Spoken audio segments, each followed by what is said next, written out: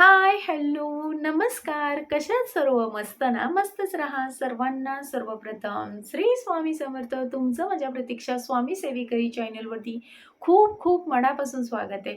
तर आजचा टॉपिक आहे आपला, आपल्या घरी श्री स्वामी समर्थ कसे आलेत, हे कसे ओळखायचे व त्यांचे 7 असे शुभ संकेत काय आहेत, ते मी तुमच्याशी शेअर करणार आहे. तर चला, वेळ न करता ते शुभ संकेत काय आहेत, ते आपण जाणून घेऊया. जर तुम्ही खरेच स्वामी भक्त असाल, तर आजचा व्हिडिओ हा तुमच्यासाठी आहे. कारण आजचा विषय हा खूप स्वामी भक्तांच्या हृदयाला स्पर्श करणारा आहे. तर चला जाणून घेऊया. नमस्कार, श्री स्वामी समर्थ. आपले प्रतीक्षा स्वामी सेविकरी चॅनलवरती मनापासून सगळ्यांचे स्वागत आहे. आज आपण जाणून घेणार आहे श्री स्वामी समर्थांची नित्यसेवा कशी करावी. रोज कोणते साधे नियम पाळून आपल्या जीवनातील सकारात्मक बदल घडू शकतात. नियम पहिला, दिवसाची सुरुवात ही श्री स्वामी समर्थांच्या नामस्मरणाने करा. सकाळी उठल्यावरच किमान 11 वेळा, 21 वेळा किंवा 108 वेळा श्री स्वामी समर्थांचं नाम जप करा.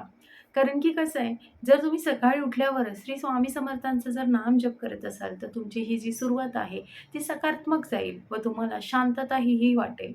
कारण की शांतता ही महत्त्वाची आहे. नक्की हे करून पहा.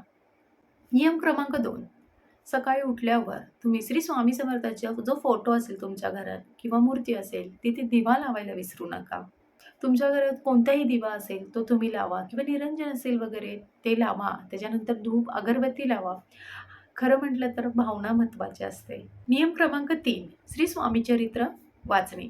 श्री स्वामी समर्थांचे श्री स्वामी चरित्र नियमित वाचा. जमल्यास एक अध्याय वाचा. आणि जर खरंच तुम्हाला पॉसिबल होत असेल तर नियमित श्री स्वामी समर्थांची नित्यसेवा म्हणजे 3 अध्याय होत असतील तर नक्की वाचा. कारण की खरंच आपल्याला मनाला जो आधार मिळतो तो श्री स्वामी समर्थांचं चरित्र वाचल्यानंतर तुम्हाला नक्की अनुभवायला भेटेल. हा नियम क्रमांक 3 नक्की तुम्ही वाचून बघा आणि करून बघा. नियम क्रमांक 4, शक्य होईल तितकी सेवा करा. म्हणजे तुम्हाला जमत असेल तर गरजू व्यक्ती असतील त्यांना तुम्ही मदत करा. प्राण्यांना वगैरे पाणी वगैरे द्या. परत घराच्या बाहेर जे श्वान असतात किंवा मांजर वगैरे जे काही असेल त्यांना खाऊ घाला वगैरे. खरंच ही सर्वात मोठी सेवा आहे. असं नाही आहे का तुम्ही पोथी वाचली किंवा तुम्ही कोणता ग्रंथ वाचला किंवा तुम्ही मंदिरात गेले ही सेवा झाली, असं काही नाही. तुम्ही गरजू माणसांना उपयोगी पडाल ही खरी म्हटलं तर ही सेवा आहे. तर ही सेवा नक्की करा. नियम क्रमांक 5, राग आणि वाईट विचार हे टाळणे. स्वामी भक्तांनी होईल तितकं शांत राहण्याचा प्रयत्न करावा. कारण की खरंच आपल्या शांततेतही खूप अशा वाईट गोष्टी होण्याची जी वृत्ती असते ती टाळली जाते. तर होईल तितकं तुम्ही जितकं शांत राहाल तितकं तुमच्यासाठी खरंच चांगलं आहे. हे स्वामी भक्तांनी नक्कीच करावे. चांगले विचार आणि चांगली वाणी ही सेवाच आहे. जर तुमच्या डोक्यात चांगले विचार असतील, तर तुम्ही कोणतीही वाईट कृती करू शकत नाही. म्हणून खरंच तुम्ही जितके चांगले विचार ठेवाल, तितके तुमच्या कृतीद्वारे ते दिसून येतात. तशी तुमची वाणी म्हणजे बोलतात ना, तुम्ही एखाद्याच्याला वाईट शब्द यूज केला नाही किंवा वापरला नाही, तर कसं होतं, पुढच्याचं मन दुखवलं जात नाही. जर पुढच्याचं मन दुखवलं जात नाही, तर आपल्याविषयी त्याच्या मनात वाईट विचार येत नाही व किंवा आपल्याला ते मनातून वाईट शब्द वापरत नाही आणि त्यानेही एक प्रकारचं पुण्यच आहे. जर आपण कोणाचे अबदुवा घेतले नाही, तर खरंच आपल्यासाठी ते पुण्याचंच आहे. म्हणून खरंच स्वामींच्या मार्गात आहात, तर खरंच कोणाचे असे वाईट विचारही करू नका आणि वाईट शब्दही वापरू नका.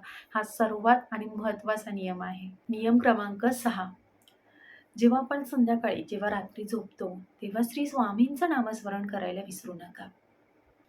दिवसभरातील कामानंतर जी संध्याकाळ आहे, जी रात्र आहे, जेव्हा आपलं घरातलं सगळं काम वगैरे उरकून आपण जेव्हा अंथरुणाला जेव्हा झोपी जातो, तेव्हा त्याच्या आधी श्री स्वामी समर्थांचं नामस्मरण किंवा त्यांना त्यांचं स्मरण करायला विसरू नका. कारण की खरंच महत्त्वाचं आहे.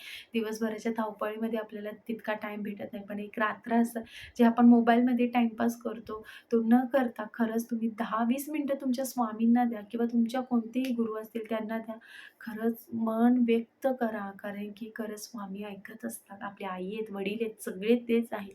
त्यांना नक्की तुम्ही तुमचे जे काही प्रॉब्लेम्स आहेत ते त्यांना रात्री झोपत्यावेळी नक्की सांगा. कारण की आपल्याला आजची रात्र कशी जाते ही माहिती नाही किंवा उद्याची सकाळ कशी येते हेही माहिती नाही. जर आपण स्वामींना स्मरण केले व त्यांच्या चरणी गेलो, तर आपल्याला खरंच आपले जे वाईट दिवस आहेत ते लवकर सरतात आणि जे आपल्या नशिबाचे भोग आहेत ते लवकर सरतात. तर हे नियम क्रमांक 6 नक्की, नक्की करा. क्रमांक 7 मी स्वामी भक्त आहे, असे कधीही मिरवू नका. म्हणजे आपण जेव्हा बोलतो, "मी स्वामी भक्त आहे, मी असं करतो, मी तसं करतो किंवा मी ही सेवा करतो किंवा मी सेवा ती करतो." हे कधीही मोठेपणा कधीही सांगू नका. कारण की स्वामींना मीची भाषा चालत नाही आणि ती कधीही तुमच्या कृतीतून किंवा तुमच्या बोलण्यातून कधीही कोणाला दिसून नका देऊ. हां, मी स्वामी भक्त आहे, हे हे आणि हो, मी स्वामी भक्त आहे ह्याच्यात खूप फरक आहे. ते गर्वाची भाषा किंवा मीची भाषा कधी होऊन देऊ नका. तर हा नियम क्रमांक 7 नक्की लक्षात ठेवा आणि नक्की फॉलो करा. तर अशा प्रकारे आपली ही स्वामींच्या 7 सेवा आहेत. नक्की करून पहा आणि तुम्हाला काय अनुभव येतोय ते नक्की शेअर करा आणि हो, व्हिडिओ आवडला असेल तर नक्की लाईक करा, सबस्क्राईब करा, तुमच्या मित्रपरिवारांना पाठवा आणि पुन्हा एकदा मनापासून बोलते, श्री स्वामी समर्थ.